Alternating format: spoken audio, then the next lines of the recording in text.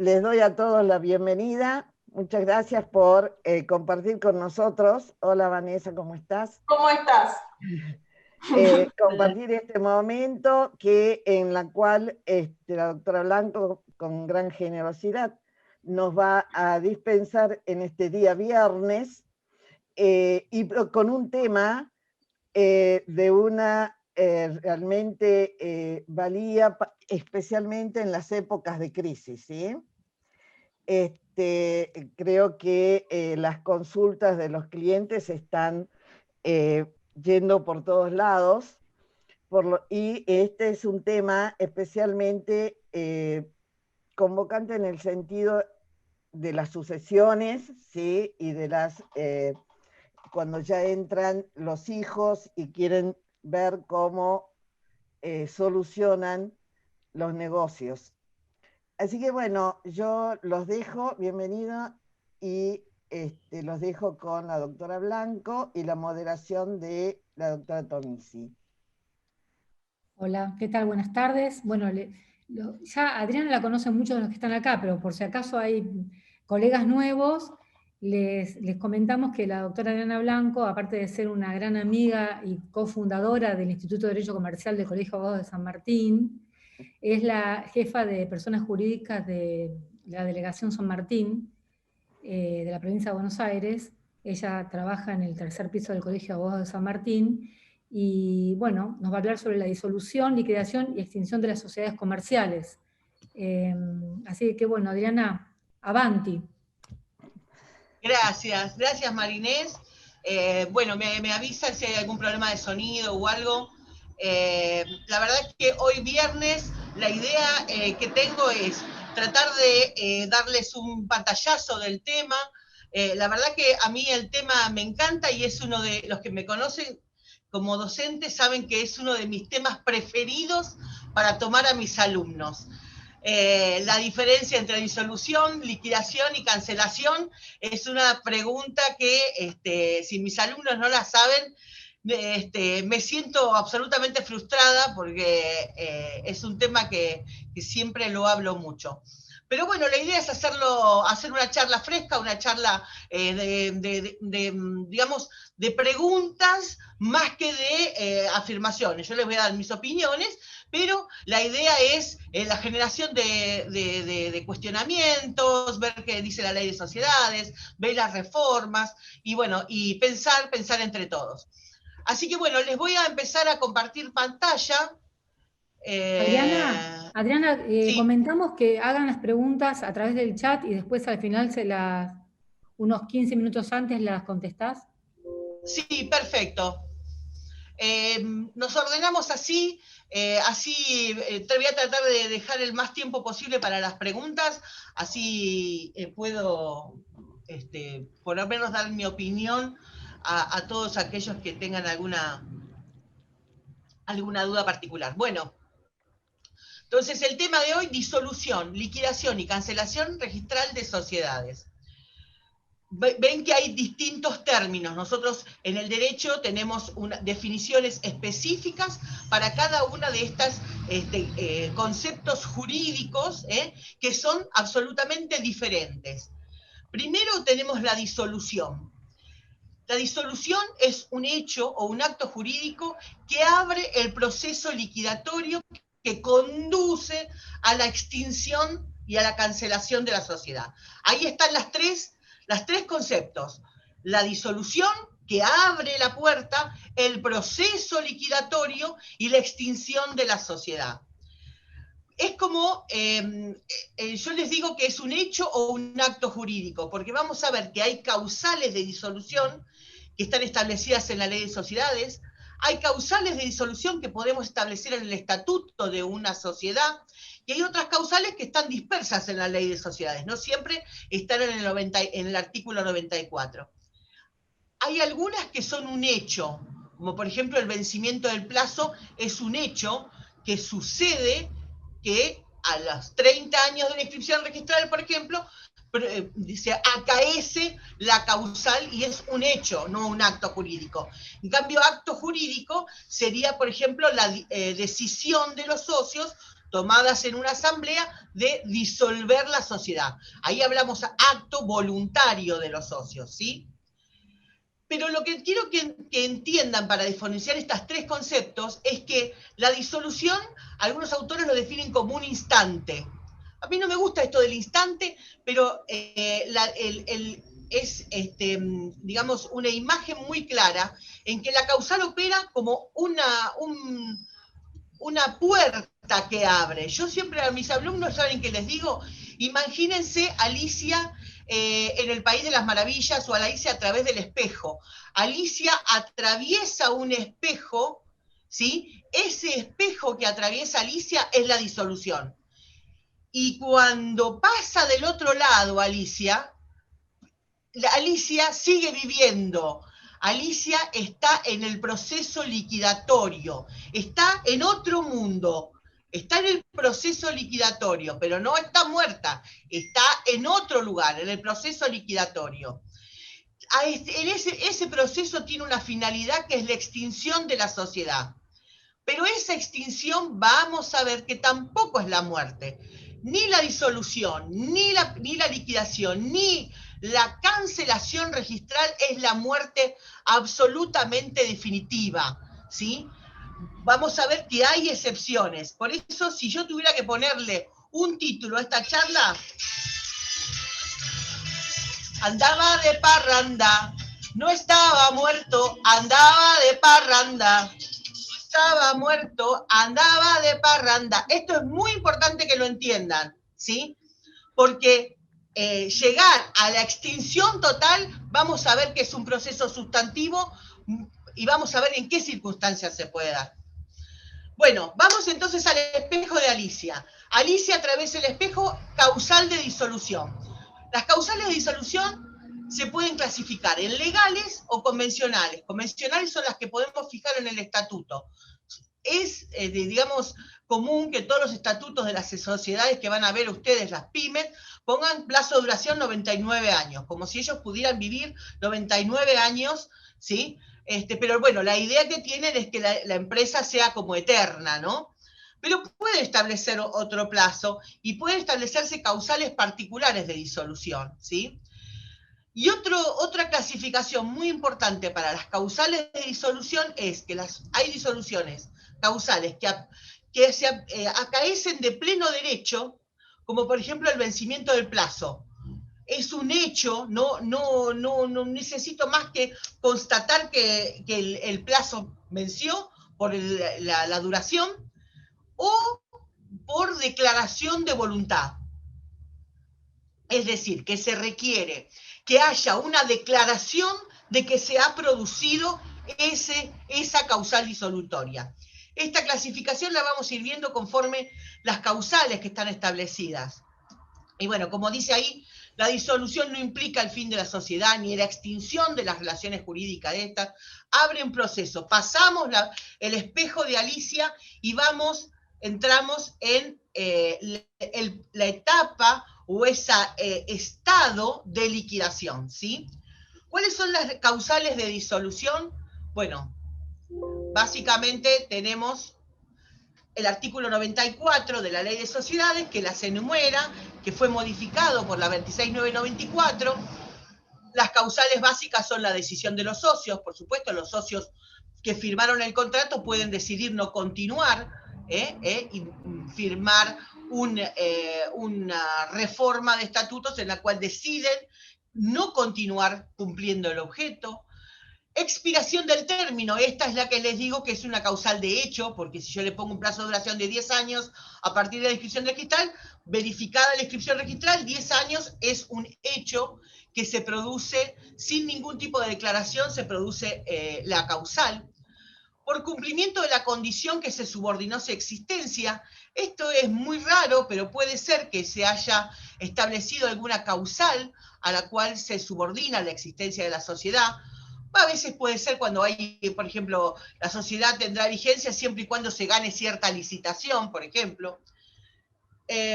Por consecución del objeto por el cual se formó, Antes se ponía muchas veces la duración de la sociedad era la construcción del edificio de Paraguay 2042, por ejemplo. Entonces, terminada la construcción, se acababa el objeto. Entonces, ya se había concebido el objeto. O por la imposibilidad sobreviniente de lograrlo. Imposibilidad jurídica o imposibilidad material, o sea, imposibilidad de cumplir el objeto total. Por la pérdida de capital social. Bueno, este es un tema que daría como para toda una charla. ¿Por qué? Porque la pérdida de capital social requiere también esa declaración. No es en general para los autores una causal que opera automáticamente. El momento que se verificaría la pérdida de capital social es cuando se aprueba el balance, ¿sí? Pero ustedes recuerden que por el artículo 59 de la 27.541, ¿se acuerdan que es la ley de emergencia que se dictó en diciembre de 2019? Lo que pasa es que después nos agarró la pandemia y nos olvidamos, pero ahí se suspendía la causal de pérdida del capital social hasta el 31 de diciembre de 2020, supuestamente ya está, no se ha prorrogado. Esto en otros países sí se ha establecido por el tema de la pandemia, que no se considera la pérdida de capital social como una causa de disolución, porque entienden que esta situación es una situación pasajera. Esto de pasajero está pasando más o menos de verde oscuro a negro, pero la verdad es que se supone que la pandemia es una situación que en algún momento pasará. El inciso 6, la declaración en quiebra, este inciso fue modificado por la 2694, simplemente adaptándolo a la terminología actual, porque antes, en vez de hablar de avenimiento o conversión de la quiebra, hablaba de concordato, que había sido ya eliminado por la nueva ley de concursos y quiebras. Después tenemos la fusión, que es un modo de disolución, pero sin liquidación. En donde una sociedad se fusiona con otra, puede ser por absorción o creando una nueva. Acá se da la característica de que hay una disolución de esa sociedad, pero no hay liquidación, porque el patrimonio o bien queda absorbido por la absorbente o queda todo incorporado a la nueva sociedad. Y después son las causales sancionatorias, ¿no? Por sanción firme de cancelación de la oferta pública o de cotización de las acciones. Esta es una causal de disolución, digamos, sancionatoria a una sociedad, porque estas sanciones las aplican las autoridades de contralor correspondientes, la Comisión Nacional de Valores, igual que en el inciso 9, la resolución firme de retiro de autorización para funcionar, por ejemplo, por leyes especiales como la Ley de Seguros, ¿sí? Que controlan y fiscalizan estas sociedades especiales a las cuales le pueden retirar la autorización, y en este caso también va a operar la disolución, pero me gustaba compararlo esto con, para el otro lado, las causales de disolución establecidas en el Código Civil y Comercial de la Nación, ¿sí? Para todas las personas jurídicas. Vamos a ver que si comparamos el artículo 163 con el 94, tenemos que hay mucha similitud de las causales de disolución para las sociedades con las causales de disolución que estableció el Código para todas las personas jurídicas privadas, asociaciones civiles, fundaciones, mutuales, asociaciones religiosas, etc. Vamos a ver, decisión de sus miembros adoptada por unanimidad o por la mayoría establecida en el estatuto. Ven que está básicamente la misma causal de decisión de los socios. Cumplimiento de la condición resolutoria a la que el acto constitutivo subordinó su existencia. Acá también está un poquito más perfeccionada la redacción. Consecución del objeto para el cual se formó la persona jurídica o la imposibilidad sobreviniente de cumplirlo. El vencimiento del plazo. La declaración de quiebra, la disolución queda sin efecto si la quiebra concluye por avenimiento o si se dispone la conversión del trámite en concurso preventivo, y agrega o si la ley especial provee un régimen distinto, porque se acuerdan que está la ley de las entidades deportivas y es un régimen especial. En el caso de la fusión, también mejor redactado, también la fusión respecto a las personas jurídicas que se fusionan, porque esa es la que digamos, desaparece. La persona o personas jurídicas cuyo patrimonio es absorbido, esa es la que se disuelve, y también incorpora la escisión respecto de la persona jurídica que se divide y destina todo su patrimonio a distintas sociedades, que también operaría una causal de disolución. La reducción a uno del número de miembros, ahora lo vamos a ver en particular, en la ley de sociedades fue eliminado el inciso 8 y establecido el artículo 94 bis, que vamos a ver que es un artículo bastante conflictivo, pero en el régimen general sí tenemos que la reducción a 1 del número de socios, si la ley especial exige pluralidad de ellos, y esta no es restablecida dentro de 3 meses. Así que este sería el principio general para todas las personas jurídicas. La denegatoria o revocación firmes de autorización estatal para funcionar cuando ésta sea requerida.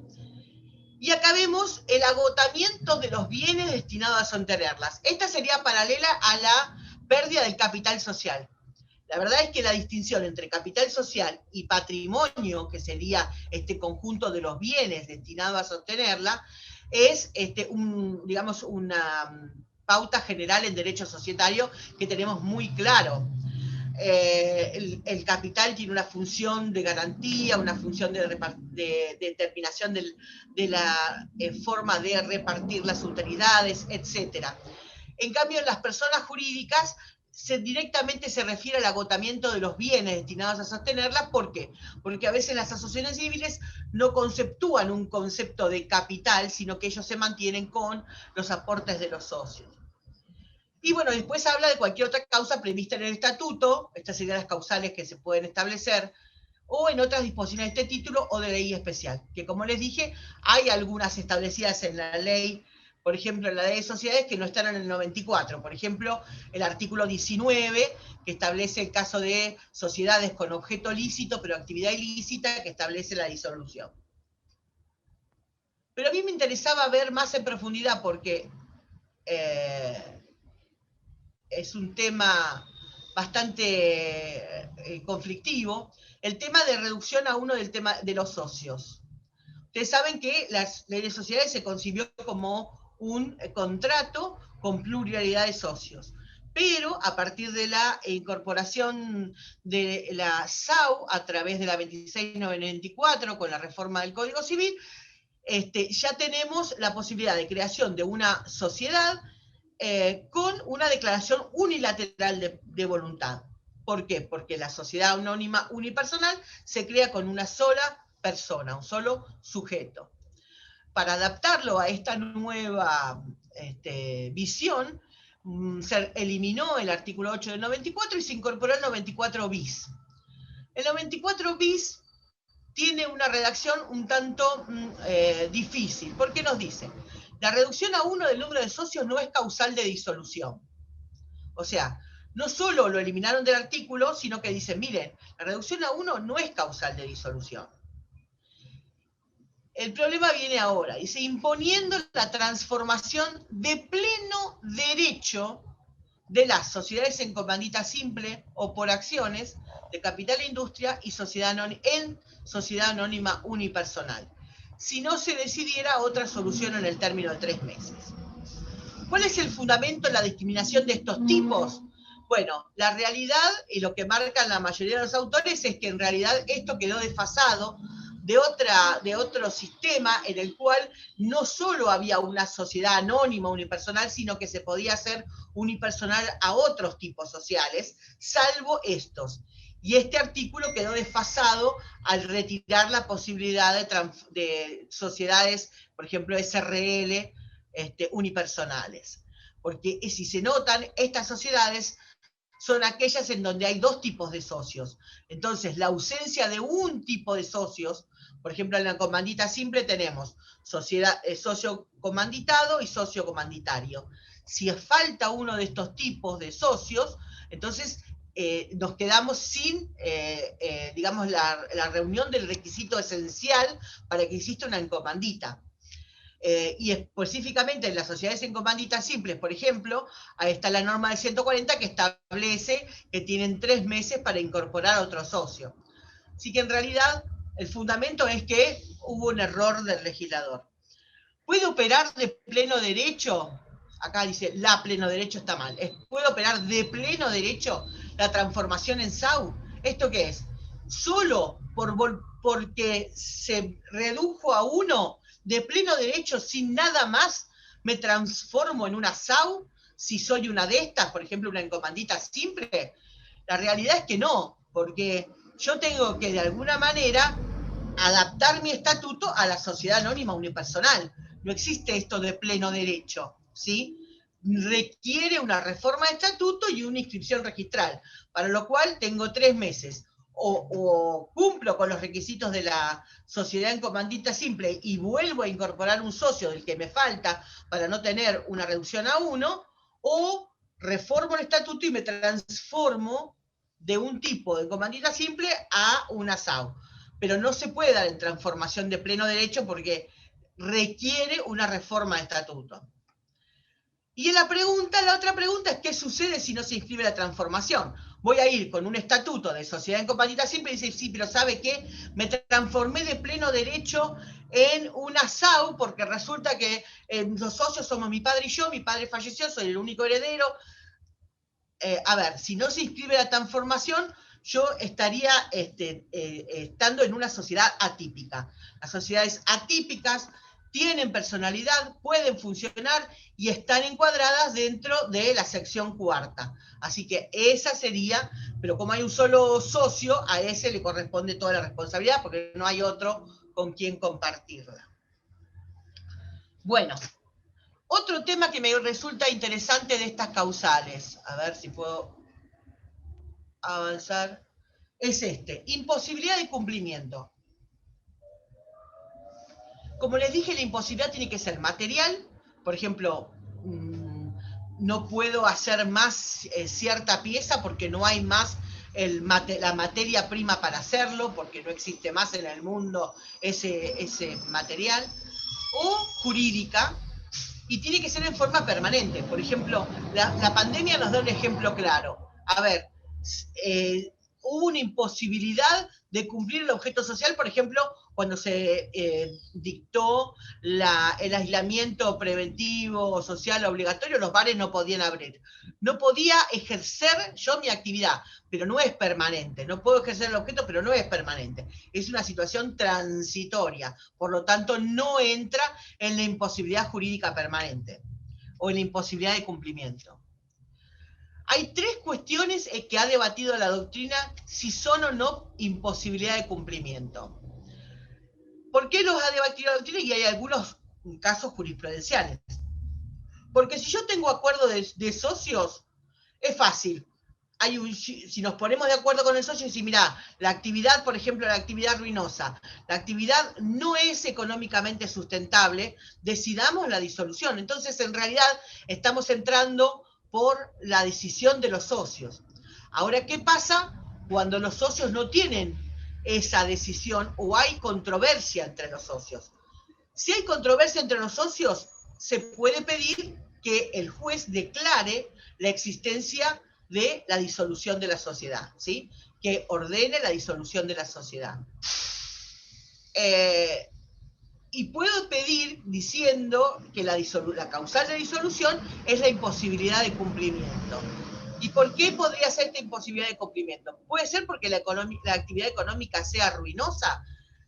Es un tema debatible, porque obviamente habrá que ver si esta imposibilidad o esta, digamos, ineficiencia o endeudamiento que genera la sociedad es una cuestión provisoria o provisional, como por ejemplo la pandemia, o es una actividad que definitivamente no tiene, digamos, una forma de subsistir económicamente, y entonces lo único que está haciendo es generar una deuda, ¿sí? Esto también generalmente se vincula con que a veces hay sociedades que tienen una inactividad permanente. Esto es muy común, por ejemplo, en el caso de campos, en donde ya no se explotan, por ejemplo, y dicen, o inmuebles que ni siquiera son alquilados, y dicen, bueno, hay una inactividad durante muchos años, esto sería una causal de disolución, y efectivamente habrá que ver si hay una imposibilidad o no imposibilidad de cumplimiento, y si esta discordia de los socios implica una imposibilidad de que los órganos funcionen, ¿sí? Si hay esta imposibilidad y se puede probar un expediente, el juez podrá dictaminar o poder resolver, digamos, que hay una imposibilidad de continuar con el giro por esta imposibilidad de cumplir el objeto social, ¿sí? Hay algunos fallos en este sentido, el que le interese, después podemos enviárselos, ¿sí? Sobre todo, por ejemplo, en el caso de inactividad, hay muchos más casos jurisprudenciales que decidieron, en donde el juez decidió la disolución de la sociedad y obviamente la designación de un liquidador judicial que va a proceder a vivir en esa etapa o en ese estado de liquidación para poder disolver, o sea, cancelar la liquidación. Pero como les dije, no estaba muerto, andaba de parranda. Podemos revivir a la sociedad, ¿sí? Y volverla hacia atrás en el espejo de Alicia, ¿sí? Respecto del plazo de duración, tengo la prórroga de plazo. En ese caso, crucé porque se me venció el plazo, pero si yo logro un acuerdo de los socios en donde solicito la prórroga del plazo de duración antes del vencimiento, o sea, justito un poquito antes de pasar el espejo de Alicia, puedo solicitar la prórroga del plazo y con eso sigo viviendo y sigue la sociedad viviendo. ¿Qué problemas tiene la prórroga del plazo? Fíjense que también prórroga del plazo también está establecida en el 165 del Código Civil y Comercial con el mismo criterio de la Ley de Sociedades. Dos requisitos: decisión de sus miembros adoptada de acuerdo con la previsión según las mayorías que corresponda y la presentación ante la autoridad de contralor que corresponda antes del vencimiento del plazo. ¿Por qué se estableció esto de presentación ante la autoridad de contralor antes del vencimiento? Bueno, porque no siempre el trámite puede concluirse antes de que venza el plazo. Generalmente, cuando se acuerdan de que está por vencer, faltan pocos días. Entonces, la ley lo que dijo, bueno, basta con que ustedes ingresen el trámite de prórroga antes del vencimiento, con eso ya tenemos por prorrogado y siguen vigentes como si nada hubiera pasado, o sea, sin cruzar el espejo de Alicia. Esto acarrea, les cuento, dos grandes problemas. Primer problema, ¿debe resultar inscrita la prórroga? O sea, ellos cumplen la prórroga presentando el trámite. Ahora, ¿efectivamente hay que inscribirlo? Bueno, hay todo un debate, no es un tema sencillo. ¿Por qué? Porque muchas veces hay muchas vistas y el trámite administrativo no tiene prescripción ni caducidad. Así que nadie puede imponer qué plazo tiene para inscribir esta prórroga. Otro punto, por ejemplo, muy interesante, se dio en un caso que tuvo José Luis Cerati, que me contó el otro día, en donde tenía una sociedad que vencía, entonces hizo una prórroga del plazo de duración, era en Inspección General de Justicia, sacó el turno para la Inspección General de Justicia, y antes de que tuviera el turno, que lo tenía como por ejemplo fines de marzo del 2020, llega la pandemia, donde se suspenden todos los turnos de IGJ, suspende la actividad Inspección General de Justicia, por lo tanto no pudo, a pesar de tener su turno para ingresar el trámite antes del vencimiento del plazo, no pudo ingresarlo por una causal de fuerza mayor o caso fortuito, porque así está conceptualizado el tema de la pandemia. Cuando después logró un turno, lo ingresó, tuvo una vista diciendo, no, pero mira, lo ingresó después del plazo de duración. Obviamente, presentó ese turno que él tenía antes del vencimiento del plazo y antes de, digamos, después de la pandemia, que imposibilitaba que él pueda ingresar el trámite, y le inscribieron la prórroga, atento considerar que la pandemia había sido un caso fortuito o de fuerza mayor, ¿sí? En principio, a los terceros, hasta que no esté inscrita la prórroga, no sería oponible la prórroga, ¿sí? Pero si los terceros conocen que se había hecho la prórroga, pueden invocarla, ¿sí? Es al revés, es los terceros que pueden ampararse en que no está prorrogado. Ahora vamos para otro lado. Otra forma, cuando sí crucé el espejo de Alicia y se me venció el plazo. Está en el artículo 95. Esta es la reconducción. En general los autores hablan de reconducción solamente para el vencimiento del plazo y de reactivación cuando es respecto de otra causal, ¿sí?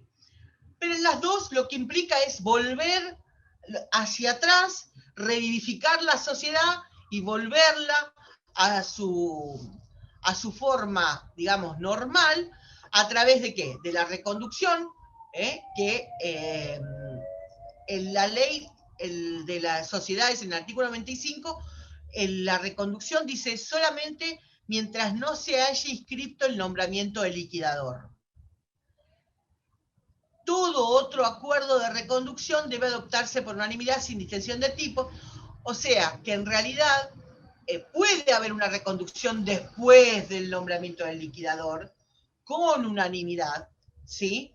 Pero en principio los otros tipos de reconducción serían los tipos que nosotros consideramos para la reactivación de las otras causales. Si se fijan y comparo con el 166 del Código Civil y Comercial, la reconducción, más o menos el criterio es igual, podrá ser reconducida mientras no haya concluido su liquidación, como ven, no hasta el nombramiento del liquidador, sino hasta que no haya concluido el proceso de liquidación, por decisión de sus miembros adoptada por unanimidad o la mayoría requerida por la ley, siempre que la causa de su disolución, o sea que como ven el 166 es para cualquier causa de disolución, pueda quedar removida por decisión de los miembros o en virtud de la ley, ¿sí? Obviamente, si tengo una sanción y no puedo revocarla, no puedo quitar la causal, ¿sí? La causal, por ejemplo, de pérdida de capital social tiene una resolución específica que dice, bueno, si tienen pérdida de capital, repónganlo, que es el artículo 96. Hay otras causales que sí se aplicaría, como por ejemplo la imposibilidad material de cumplirlo, o la imposibilidad de cumplir el objeto, que yo podría reformar el objeto, entonces estaría eliminando la causal de disolución. Como ven, en el artículo 100, vuelve a decir, y este es reformado por la 26.994, las causales de disolución podrán ser removidas mediante decisión del órgano de gobierno, o sea, cualquiera de ellas, con la eliminación de la causa que le dio origen. O sea, que si yo tenía pérdida de capital social, tengo que recomponer el social. Si yo tenía imposibilidad de cumplimiento del objeto, bueno, cambiar el objeto para que tenga un objeto posible. Lo que pasa es que este artículo 100 agrega algo muy interesante que dice que las causales van a poder ser removidas si existe viabilidad económica y social de la subsistencia de la actividad de la sociedad. ¿Qué significa esto? ¿Qué significa la viabilidad de la actividad? Bueno, se han escrito muchas cosas, hay muchos artículos. La verdad es que para mí es una pauta bastante imprecisa, porque no se establece quién tiene que demostrar la viabilidad o ante quién hay que demostrar la viabilidad. ¿Ante un juez? Por ejemplo, si yo tengo un pedido de disolución judicial, podría decir, no, vamos a remover la causa que dio origen modificando y hay viabilidad de la sociedad y entonces puedo acreditar que hay viabilidad y no me declare disuelta. o tengo que acreditarlo ante la autoridad de Contralor cuando inscribo la disolución, lo cual, ¿cómo acredito la viabilidad económica? ¿Con un informe técnico? Las autoridades de Contralor nada dijeron al respecto. Tienen que los socios justificar la viabilidad económica y social. Fíjense que hay dos, viabilidad económica y social. Cuando hablamos de empresa, hablamos que la empresa es un sistema que tiene como si tiene un... hay alguien que tiene el micrófono abierto. Es como si fuera un diamante, con distintas aristas. Yo puedo mirar la empresa desde el punto de vista económico y decir, esta empresa es inviable, ¿por qué? Porque debería producir mayores ingresos para pagar los ingresos, tener ingresos suficientes para paliar el giro ordinario. Ahora yo les pregunto, en esta etapa de pandemia, ¿podemos hablar de viabilidad de la sociedad cuando hay un montón de negocios que efectivamente no están pudiendo obtener unos ingresos suficientes para paliar y están un poco tratando de sobrevivir? Pero sí hay subsistencia social, porque esta sociedad lo que está haciendo es mantener las fuentes de trabajo de sus empleados de alguna manera para que puedan seguir subsistiendo estas familias. Lo cierto es que en pandemia hablar de viabilidad económica es, para mí, hablar del sexo de los ángeles, porque es algo que es muy difícil de poder aprender y que realmente podamos demostrar científicamente que existe una posibilidad cierta de sustentación de la actividad, porque realmente no sabemos si mañana vamos a mandar a los chicos al colegio, o sea, tampoco vamos a saber si un negocio va a ser viable o no. Es muy difícil en este momento del país. Y después tenemos el tema, el último párrafo del artículo 100, que en realidad es tan escueto, que en realidad es casi que es un principio del derecho comercial y mucho más estudiado en derecho concursal, que es el tema de la conservación de la empresa. En caso de duda sobre la existencia de una causal de disolución, se estará a favor de la subsistencia de la sociedad. Por esto que yo siempre les digo que este es un sistema en donde no solo hay que ver la viabilidad económica, hay que ver la viabilidad social, hay muchas aristas cuando hablamos de empresa, ¿sí? Hay muchos puntos de vista desde lo sociológico, incluso psicológico. La empresa es mucho más que un conjunto de bienes, ¿sí? Bueno, vamos a un tema muy interesante que es ¿qué pasa si no se declara la existencia de una causal? Bueno, si es uno de los socios, podrá iniciar una acción judicial para que el juez determine la existencia de la causal, o un tercero, ¿sí? Tendrá también la posibilidad de ver si no hay esta declaración, y esto obviamente tiene mucho que ver y se ha analizado mucho en el ámbito de la faz concursal. ¿Qué pasa si no se ha declarado por ejemplo, la pérdida del capital social, se siguió administrando? Entonces ahora, ¿quién es responsable en esta etapa? Y acá tenemos dos normas sobre la responsabilidad de los administradores con posterioridad del vencimiento del plazo de duración o al acuerdo de disolución o a la declaración de haberse comprobado alguna de las causales de disolución. Como ven, no habla de aquella causal que no se declaró. Y dice que los administradores solo pueden atender asuntos urgentes y deben adoptar las medidas necesarias para iniciar la liquidación. ¿Pueden actuar los administradores cumpliendo el objeto social? En realidad todos los autores lo que dicen es, bueno, hay una mutación del objeto, ahora el objeto no es la producción e intercambio de servicios, el objeto es liquidar los bienes y pagar las deudas, o sea que hay una distinta causa fin. No se busca el lucro, sino busca que los socios obtengan su cuota de liquidación, ¿sí? Pero los administradores pueden ejercer actos respecto del objeto, y es una cuestión de hecho determinada en cada caso. porque siempre se da a los alumnos le damos el mismo ejemplo. Si yo soy un fabricante de zapatos y tengo 20 zapatos izquierdos, después de la disolución, ya cuando pasé el espejo de Alicia y estoy en la etapa de liquidación, el administrador va a poder hacer los 20 pares de zapatos derechos, porque no hay forma que venda 20 pares de zapatos izquierdos si no tiene los derechos. Y si yo tengo un montón de materia prima, lo mejor que puedo hacer es producirlo, mi objeto, mi producto con la materia prima que tengo para poder venderlo en mejores condiciones. Entonces, ¿puede cumplir el objeto? Y bueno, si tiene que fabricar para poder vender, es una cuestión de hecho a determinar qué puede hacer, ¿sí? Pero tiene plena capacidad, ¿sí? Pero los actos que desorbiten eso los puede hacer responsables ilimitada y solidariamente.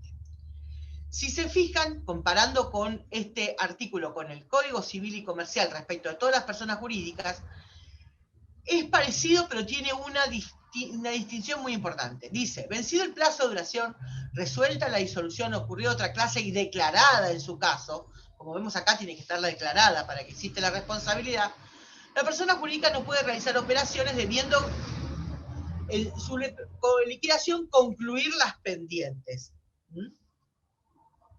En caso de infracción, responden ilimitada y solidariamente sus administradores y aquellos miembros que, o sea que estamos hablando de socios, conociendo o debiendo conocer la situación y contando con el poder de decisión necesario para ponerle fin, omiten adoptar las medidas necesarias al efecto.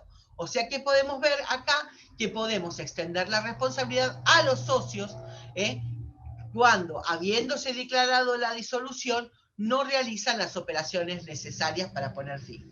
Esto es el caso en que hay sociedades en donde, por ejemplo, el liquidador falleció y los socios no designan, por ejemplo, el nuevo liquidador. Ahí estarían en infracción. Bueno, acá vamos a la otra palabrita del título, a la liquidación. Acá ya pasamos el espejo y estamos en el mundo de Alicia.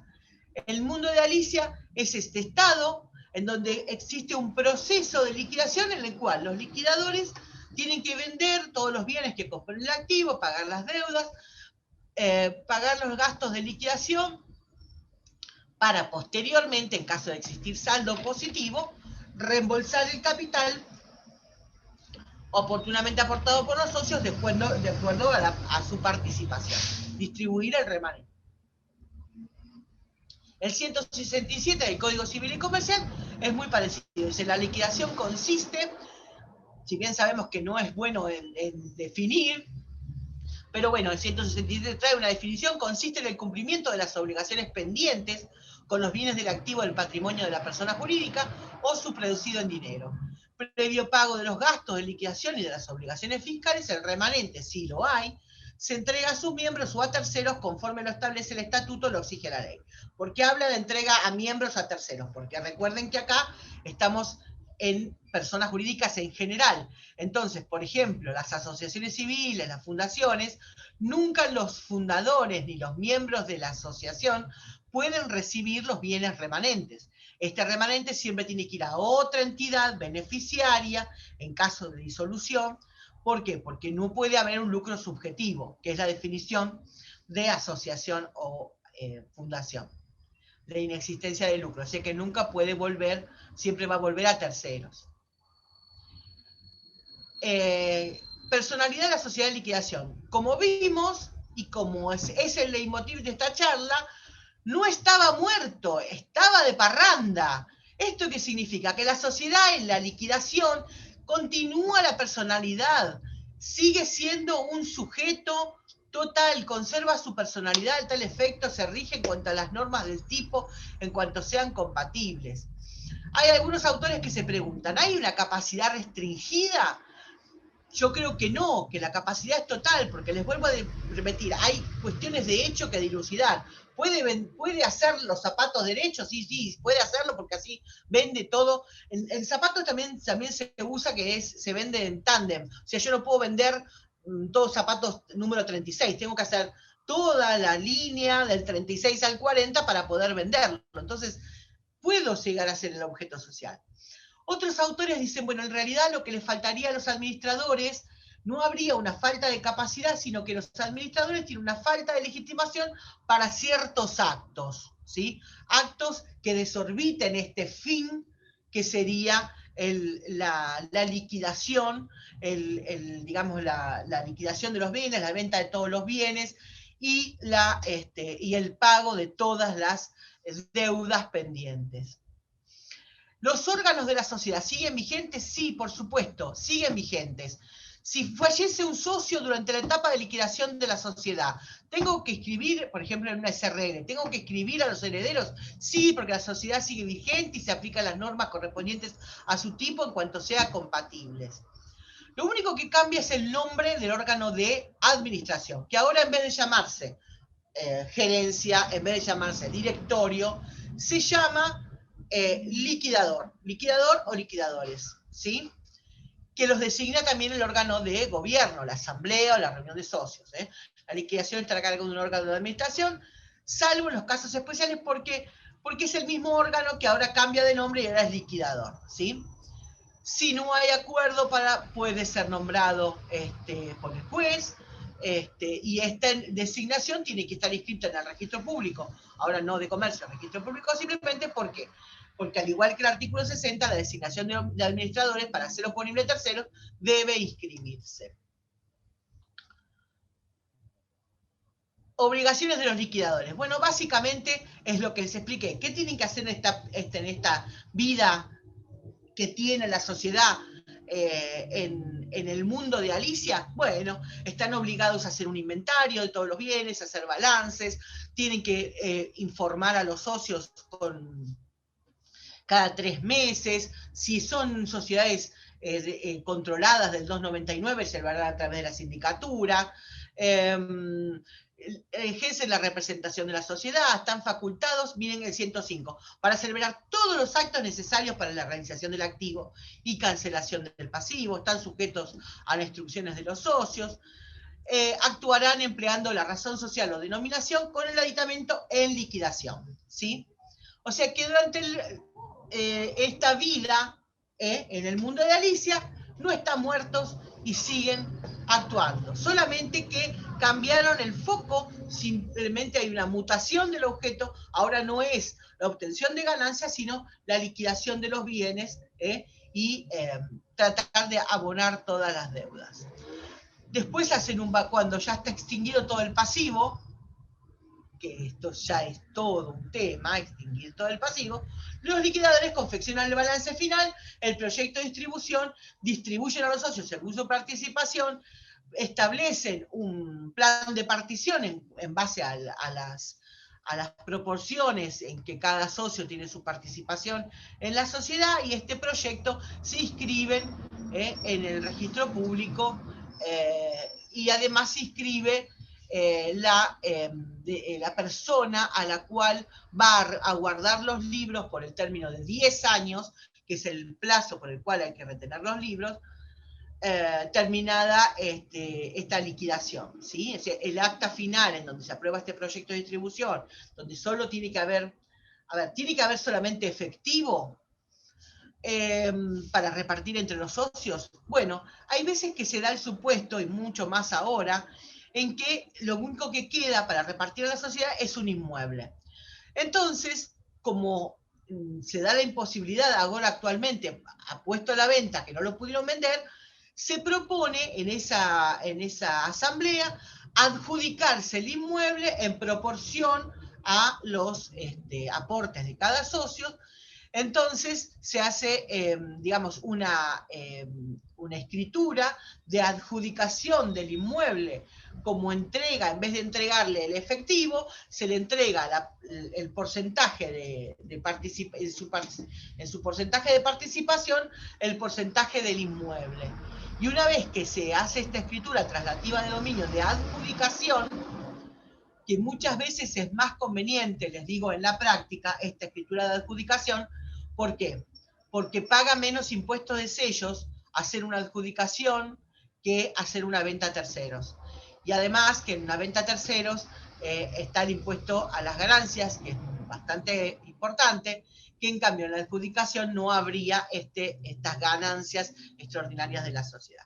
Así que en algunos casos se está utilizando esto de adjudicarse los socios el inmueble cuando es lo único que queda y está totalmente paga todas las deudas de la sociedad, ¿sí? Preguntas que se generan en este proceso de liquidación. ¿Hay un límite temporal para el proceso de liquidación? O sea, ¿hay un plazo en el cual los liquidadores tienen que terminar? Fíjense que la ley de sociedades nada dice, al contrario, dice, bueno, si se pasa después del año que hagan balances, o sea que no hay un límite temporal. O sea, no estaba muerto, estaba de parranda, sigue de parranda hasta donde quiera. Y sí llega la tercera palabra, que sería la cancelación registral. Acá estamos en la tercera etapa. Cancelación registral. Inscribo esta acta en donde dice, bueno, no hay más bienes, solo queda efectivo, lo reparto entre los socios, le queda 10 pesos a cada uno. Inscribo la cancelación. Inscripción registral. Esto sería igual a la extinción. Y les pongo de vuelta la musiquita y les digo que... A ver si anda la musiquita.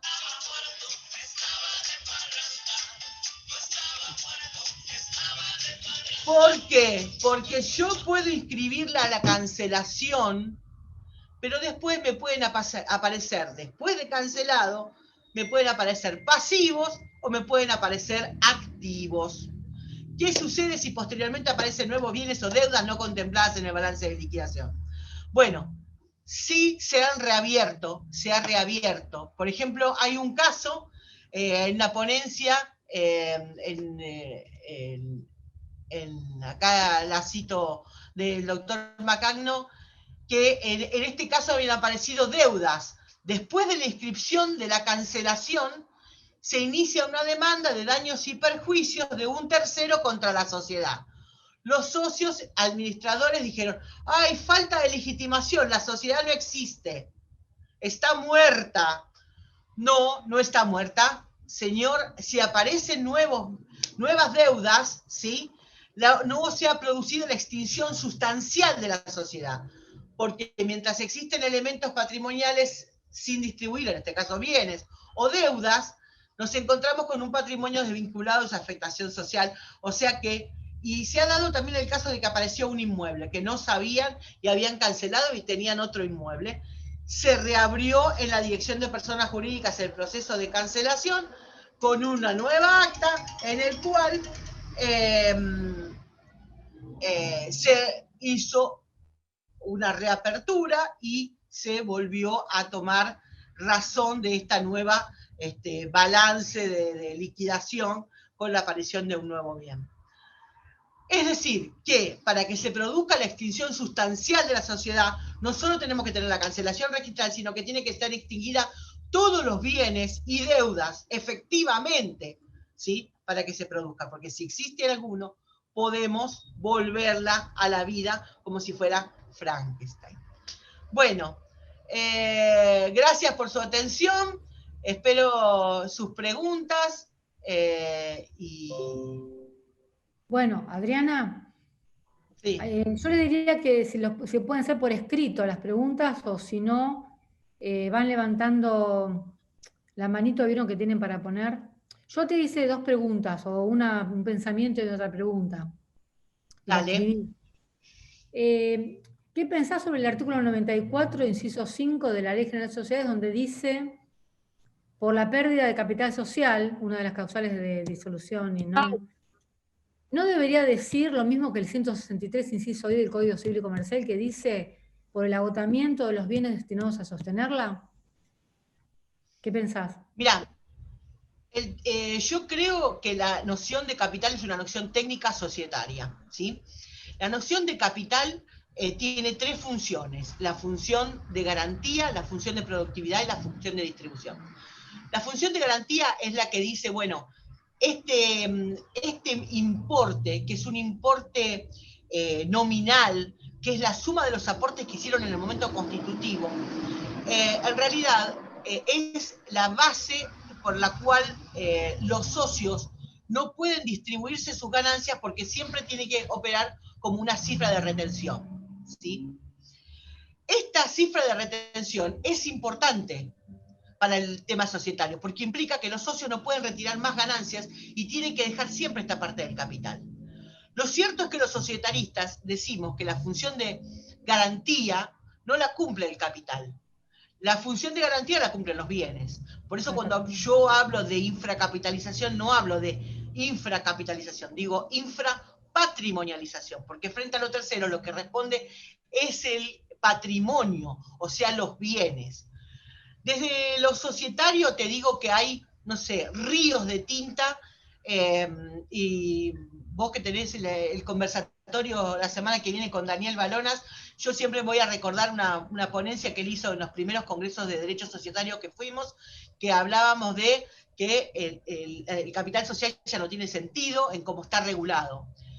Pero eso no significa que tengamos que eliminar el capital social, sino que tenemos que darle otra función, tenemos que encontrarle alguna forma de vincular al capital con el patrimonio. Y él había dado una opción muy interesante, que era decir, bueno, el capital social es un porcentaje de las deudas, o un porcentaje de los bienes, o un porcentaje de, bueno, alguna forma de vinculación entre ambos. Pero sinceramente la función del capital, independientemente de distribución de cómo los socios reparten, suscriben digamos, las proporciones de participación, el capital es indudable que es necesario, ¿sí? Sí, sí. Y todo esto de la pérdida de los bienes, en realidad, en donde se ve patente es en el derecho concursal, porque en el derecho concursal, cuando hay una imposibilidad de cumplimiento material de las obligaciones en tiempo y forma, estamos frente al derecho concursal. Por eso muchas veces estas soluciones están en las acciones de recomposición, en las acciones que se pueden tomar en el ámbito concursal. Bien, gracias. Adriana, y también te decía que en el caso de los divorcios, cuando se hace la liquidación de la comunidad de ganancias, pasa lo mismo. Si después hay algún bien, no es que nos olvidamos, viene para acá y hay que liquidarlo también, ¿no? Lo que pasa es que muchas veces yo les hago este chiste de que no estaba muerto, porque muchas veces piensan que hay una causal y ya desapareció la sociedad. No, ojo, miren que en el tema societario tenemos esta característica especial, que operada la causal de disolución, sigue viva en algún sentido la sociedad, tiene personalidad. ¿Por qué? Porque la personalidad es un recurso técnico, no es nada, no es un sujeto ficticio que viene caminando y es la persona jurídica. No, es una herramienta y cuando la necesitamos la usamos. Sí. Acá vos sabés que hay una pregunta acá arriba y no la puedo ver, a ver si alguien la puede ver. Es una preguntita que habla sobre la ¿cuál es la responsabilidad? te la leo, ¿cuál es la responsabilidad de los socios en los casos que reanude la actividad? A ver, durante la etapa de liquidación, o sea, pasaron el periodo se venció el plazo de duración y los socios continuaron con la actividad sin tomar ninguna resolución. Ahí la responsabilidad de lo que tenemos es la responsabilidad de los administradores, ¿sí? Podemos ubicar esta responsabilidad de los socios a través del Código Civil y Comercial, que dice que no tomaron las medidas necesarias. Pero la responsabilidad siempre es una acción de daños y perjuicios. Entonces hay que ver realmente qué daño se le produjo al tercero para que pueda hacer un reclamo de daños y perjuicios, ¿correcto? Si tenemos una sociedad que redujo a uno, bueno, será totalmente responsable, generalmente es el administrador, el socio, el único, bueno, ahí no tienen posibilidad de determinar quién, ¿sí? Pero acuérdense que estamos hablando de responsabilidad. Los tres principios de responsabilidad, el daño, los cuatro, el daño injustamente causado, la relación de causalidad, el factor de atribución y la antijuridicidad. Otra pregunta es, en caso de Pablo Cianciardo, en caso de que se demande judicialmente la liquidación de la sociedad por uno o más socios, ¿quiénes son los legitimados pasivos de la acción? La sociedad es una legitimada pasiva y también el resto de los socios. Hay un caso muy interesante en donde, por ejemplo, había conflicto entre los socios, entonces el juez decidió nombrar a un abogado de mala matrícula para que represente a la sociedad. Este es un caso muy complejo que si después les interesa se los puedo mandar. Es REO contra Arihuaya, Sociedad Incomandita por Acciones, acción declarativa de Azul, de la Cámara de Azul del 30/6/2020. Y es en siglas porque uno de los socios era incapaz, que después ahora con una capacidad restringida, limitada, entonces se eliminó el nombre de esta persona. Pero acá el juez había designado un abogado de la matrícula para que represente a la sociedad, porque precisamente había dos socios en donde cada uno tenía opiniones diferentes. Dice, bueno, primero Jorge Guillermo Alarcón quiere preguntar y se ve que quiere hacerlo verbalmente. Y, sí, buenas tardes. Sí. ¿Me escucha, doctora? Porque es un poco extensa la pregunta, a ver si, para no escribir. En una sociedad anónima de 5 socios, uno de los cuales fallece, los 4 restantes deciden liquidar esta sociedad. Tiene un inmueble solamente como patrimonio, digamos. Primer pregunta. Entiendo que el inmueble lo puede vender, digamos, el directorio puede tomar la decisión independientemente de que tenga un socio fallecido. Segunda sí, cuestión. En general, ahí a veces los escribanos cuando piden la venta del inmueble, piden un acta de asamblea, o sea, usted puede escribir, ¿es una SRL o una SA? Vamos a empezar por ahí. Es una SA. Una SA. Igualmente puede hacer la declaratoria de herederos y escribirla en los libros de la sociedad, de manera tal que los herederos del fallecido comparezcan a la asamblea para dar su voluntad para la venta del inmueble.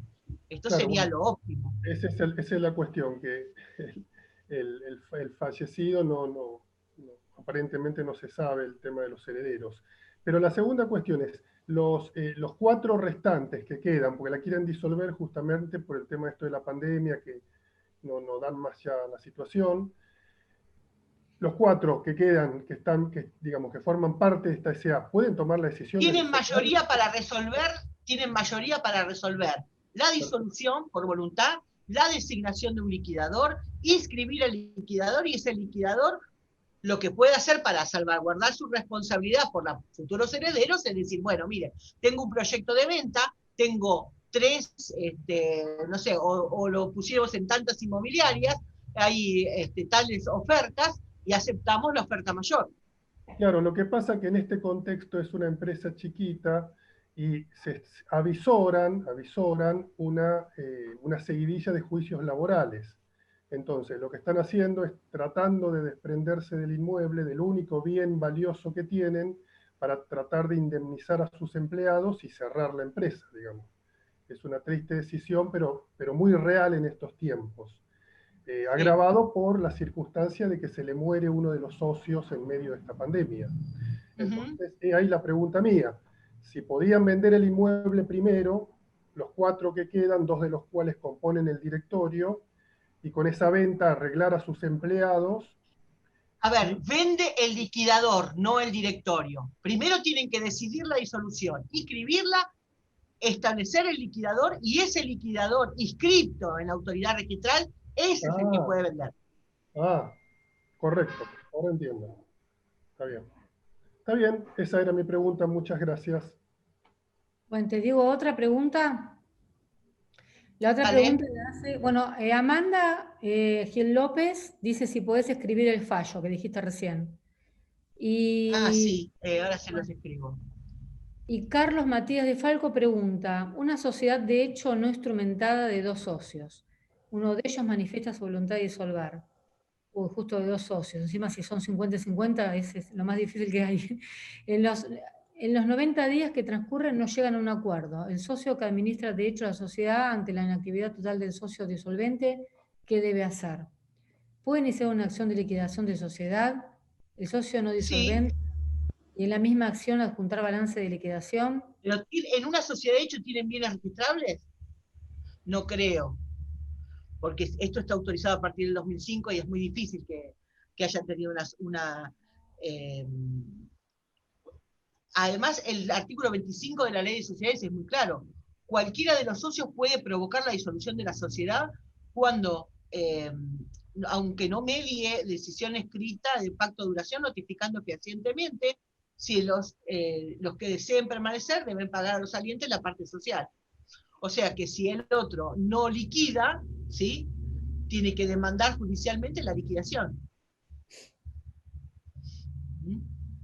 En general, es muy raro ver inscripción de inmuebles en las sociedades, pero esto, digamos, las liquidaciones de las sociedades de hecho son temas bastante conflictivos y bastante comunes en la jurisprudencia, porque precisamente al no haber normas que las regulen, los conflictos encima de dos socios no hay forma de resolverlos, sino es a través de la disolución y, por supuesto, judicialmente. Ninguno gana. Amanda dice, volviendo al caso del doctor que dijo la pregunta en voz alta sobre el tema del fallecimiento de uno de los socios, ella dice, y en el caso que expresa el doctor, si los herederos se oponen a la venta, ¿qué sucede? Los herederos no tienen, tienen una acción de daños y perjuicios si el administrador se comportó mal, y tienen las 4 presupuestos del daño: el daño injustamente causado, la relación de causalidad, la antijuridicidad. Si tiene una acción de daños y perjuicios, que vaya con la acción individual de responsabilidad. Ahora los herederos presentarse, es decir, quiere una asamblea para oponerme a, bueno, pida una asamblea, manifieste que están haciendo un fraude, que están vendiéndolo a un precio vil, etcétera, etcétera. ¿Sí? Propóngase como liquidador. La ley, les vuelvo a repetir, no estaba muerto, estaba de parranda, por lo tanto, todos los mecanismos de la ley societaria están vigentes. Puedo pedir asamblea, puedo pedir vedor, puedo pedir intervención, puedo pedir cambio de liquidador. Tengo los resortes y tengo, si soy heredero, tengo que ejercerlos. No puedo decir, vengo a oponerme. Claro, tiene que haber un fundamento, ¿no? Para decir, claro, que es... Porque los socios, ¿en qué participan en una sociedad? Los accionistas y los socios. Solamente en la asamblea. Por lo tanto, los herederos, ¿en qué participan en la sociedad? Solamente cuando tienen una asamblea. No tienen vocación de vender, no tienen vocación. Lo único que pueden hacer es expresar su desconformidad en la asamblea, invocando cuáles son las razones de los daños que le están provocando los administradores. Bueno, otra pregunta. Además que tenés muchas felicitaciones. Soledad Gerván. Tengo el siguiente caso. Una sucesión donde el único bien registrable es un inmueble donde se constituyó una sociedad en comandita por acciones. Es decir, hay una sociedad en comandita por acciones que tiene un inmueble, cuyo vencimiento del plazo se encuentra vencido, porque se constituyó en el año 78 y todos los socios están fallecidos. Estaba viendo la posibilidad de plantear la cancelación sin liquidación por inactividad. ¿Sería viable? Acordate que la disolución, la inactividad solo entra por el espejo de Alicia por la imposibilidad de cumplimiento del objeto. ¿Correcto? No hay una regulación específica de inactividad. ¿Correcto? Bien. Las soluciones en ese caso, ¿qué son? O las soluciones societarias o las soluciones extra societarias, que es la usucapión. Claro, sí, se iba a decir lo mismo, la usucapión, claro. La solución societaria que corresponde es, señor, todos los socios y los accionistas, en realidad los comanditados, porque vos tenés una sociedad en comandita por acciones, así que solo está la sucesión de los comanditados, porque los comanditarios que son accionistas, si aparecen en el libro de registro de accionistas, que es Juan, que es Pedro, que es Andrés, nos atenemos a lo que dice ese libro, que tiene legitimación quienes están ahí escritos en ese libro. Pero vos tenés que escribir la declaratoria de herederos de los socios comanditados, ¿correcto? Lo que pasa es que después tenés que reactivar el quit de la sociedad, que si tenés 600 años sin actividad, tenés que hacer todas esas presentaciones contables en AFIP para que te reactiven el quit, ¿sí? Que eso ya es como un milagro. Pero si vos lográs reactivar el quit y lográs inscribir la declaratoria, lo que tenés que hacer es lo mismo que le dije al doctor. Acta de reunión de socios, tenés que tener el libro, acta de reunión de socios, el comandita dice, soy el comanditado, estoy inscrito en mi capital, vengo a decidir el nombramiento del liquidador, que es Juan Pedro Andrés, el que sea, y ese liquidador vende. No Bueno. es el único caso, les digo que en la delegación hay muchos casos, hay muchos casos, y las únicas dos opciones que tenemos es esta: o vas por la vía societaria, que es bastante compleja, o vas por la usucapión. Claro, porque seguramente vos preguntás es porque deberás tener alguna persona que está viviendo ahí o que está en ese inmueble hace mucho y no puede obtener la escritura. No, tenemos concretamente casos donde están escribiendo declaratorias de herederos de sociedades que hace años que no están funcionando, pero tienen un inmueble y están escribiendo la declaratoria. A ver, eran también 5 socios, todos fallecidos, bueno, cada uno va escribiendo las declaratorias. Lo que pasa es que hasta que no tenga todas las... Lo ideal que es tener todas las declaratorias, escribir simultáneamente las declaratorias con el acto en el cual todos los herederos dicen que somos herederos y que decidimos nombrar liquidador, seguramente a 2 o 3 según que se pongan de acuerdo. Pero escribir todo simultáneamente, porque si yo quiero escribir la declaratoria, no tengo ninguna otra voluntad de la sociedad de escribir, entonces a veces es complejo. Bueno, Adriana, ya están las preguntas. Te agradecemos, tenés muchas felicitaciones. Excelente. Y bueno, le dejo el cierre a Patricia. Bueno, gracias. Bueno, como siempre, enseñando un montón, especialmente en la práctica, ¿no? Que es hacia donde nosotros estamos siempre en no sé si decirle ahora campo de batalla, ¿no? Pero creo que más o menos se adapta a la situación que estamos viviendo. Así que muchísimas gracias, Adriana. Muchísimas gracias a todos por visitarnos en el Instituto de Derecho Comercial del Colegio de Abogados de San Martín, invitándolos a las distintas actividades que estamos haciendo. En realidad lo hacemos cada 15 días a este tipo de reuniones, y tenemos también grupos de WhatsApp en las cuales nos reunimos o pasamos opiniones o demás para los miembros. Por eso los invito, para quien tenga interés de colaborar en la información, en el conocimiento y en las opiniones, nos avisan, y también participar en las siguientes actividades. Tenemos un gran evento el 9, 10 y 11 de junio, que es el encuentro de institutos de Derecho Comercial de los colegios de abogados de provincia. Este es un evento que se hace 2 veces al año, llevamos por el número 73, así que tenemos bastante experiencia en estas reuniones entre colegas, colegas y los primos que tenemos, o sea, los contadores, lo cual hace muy rico la visita de ellos cuando vienen a los encuentros. Como veo que hay algunos contadores también acá en el aula, se los invita. Las ponencias, para quien quiera presentar una ponencia, se vencen el 4 de mayo, así que ojito que estamos ya sobre la hora. Así que bueno, cualquier cosa, en el mail del colegio piden la información. Muchas gracias por todo, nos vemos no el próximo viernes, sino el siguiente, ¿sí? Que va a estar el doctor Garaguso. Quiero avisarles que les voy a mandar también el Power para los que me pidieron acá en el chat que estoy leyendo, ¿sí?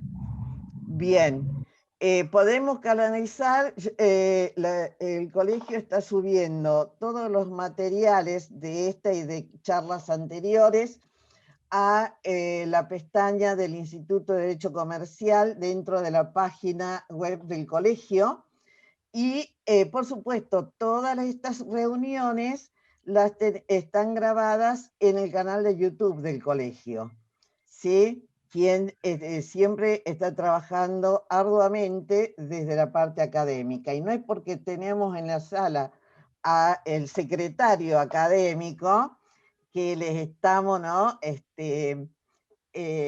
Alzando el hombro por los eventos, sino al contrario, ellos siempre están apoyando absolutamente todas las actividades que tenemos desde la parte académica. No sé, Claudio, si querés dar alguna palabrita o, a ver, tendría eso.